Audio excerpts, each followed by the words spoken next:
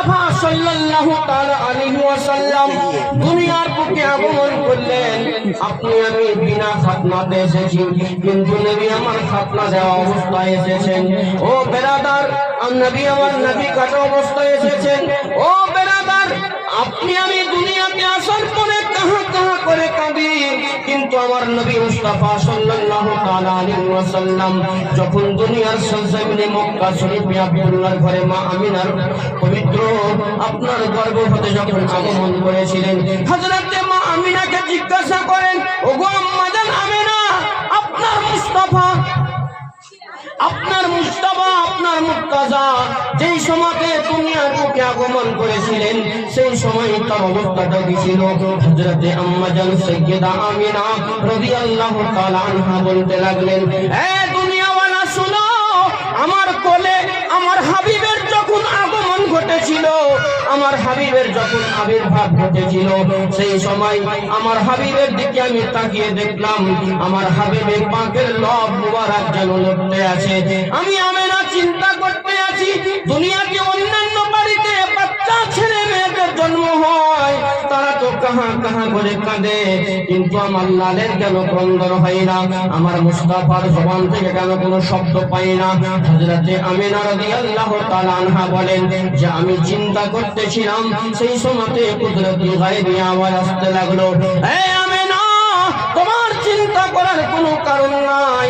সারা দুনিয়ার জমিনে অন্যান্য ঘরে বাচ্চা ছেলে মেয়েদের জন্ম হয়, তারা নিজের জন্য কাঁদে, কিন্তু তোমার ঘরে যে মুস্তাফার আগমন ঘটেছে, তোমার ঘরে যে মুস্তাফার আবির্ভাব ঘটেছে, এই মুস্তাফা জানে রহমত সাল্লাল্লাহু তাআলা আলাইহি ওয়াসাল্লাম নিজের জন্য কাঁদেন না, গোটা পৃথিবীর উম্মতির জন্য কাঁদেন। যারা বলেন সুবহানাল্লাহ। যে নবী মুস্তাফা সাল্লাল্লাহু তাআলা আলাইহি ওয়াসাল্লাম দুনিয়ার বুকে আসার পরে আপনার সর্বপ্রথমে উম্মতির জন্য খোদার কাছে প্রার্থনা করেছিলেন, আল্লাহ তুমি আমার গুনহেগার উম্মতকে আমার হাওয়ালায় করে দাও, আমার হাতে তুলে দাও। নবী আমার ৬৩ বছর জাহিরি জিন্দেগিতে যতদিন আপনার দুনিয়ার বুকে থাকলেন, ইয়া রাব্বি হাবলি উম্মতি উম্মতি বলে কাঁদলেন। নবী আমার বলতেন, আল্লাহ তুমি আমার গুনহেগার উম্মতকে আমার হাওয়ালায় করে দাও, তুমি আমার গুনহেগার উম্মতকে আমার হাতে তুলে দাও। এটাই তো আহলে সুন্নাত ওয়াল জামাতের আকীদা। অন্যান্য বাতিল ফিরকারা মনে করে নবী আমার দুনিয়াতে এসে বলেছিলেন, আল্লাহ আমার উম্মতের কি হবে, আল্লাহ আমার উম্মতের কি হবে। এইটা হাকিকাত কথা নয়, হাকিকাত কথা হলো এইটাই, আমার নবী দুনিয়াতে আসার পরে সব সময় খোদার দরবারে দোয়া করতে থাকতেন, আল্লাহ তুমি আমার গুনহেগার উম্মতকে আমার হাতে তুলে দাও। জোরে বলুন সুবহানাল্লাহ।